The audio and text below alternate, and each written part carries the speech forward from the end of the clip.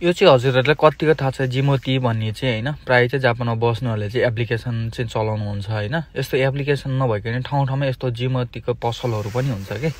अनि यो पसलहरू चाहिँ यति सस्तो हुन्छ कि होइन, प्रायः त फ्री नै हुन्छ होइन। कोही चाहिँ 300, 200, 400 रुपियाँमा तपाईँहरूले एप्लिकेसनमा हेरेको जस्तै प्राइसमै लगभग यहाँ पाउन सक्नुहुन्छ होइन।